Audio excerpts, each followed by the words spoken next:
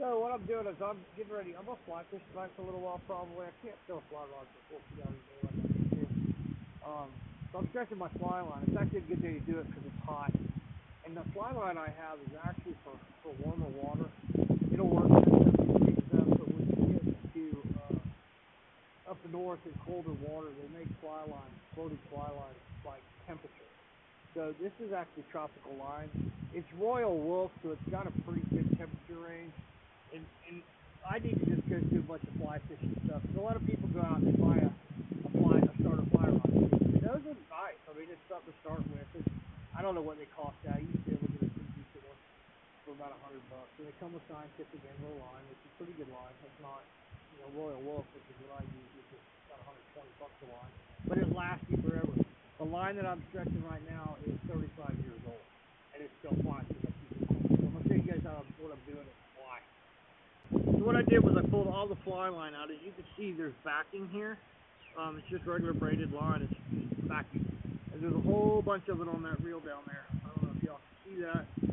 So I've got probably, I think there's a 300 yards backing on this. And the fly line's about 100 feet. I think it's a 9-foot fly line. So what I did was I took this and I stretched it between two trees. So it goes all the way over there. And then after I get it stretched out, I pull it really tight. And you really can't break this stuff. It's probably like 200-pound test. And then I get some glide, which is this stuff right here.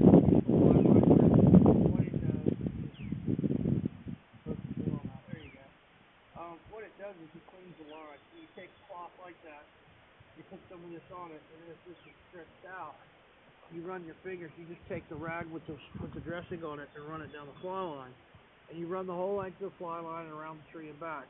And then I'm stretching it because as it's been on the reel for, it gets memory just like any other line does. So I clean it off with a glide and then stretch it, and I'll leave it here in the heat for probably about 15-20 minutes to let it stretch, and that way it'll cast a lot easier tonight.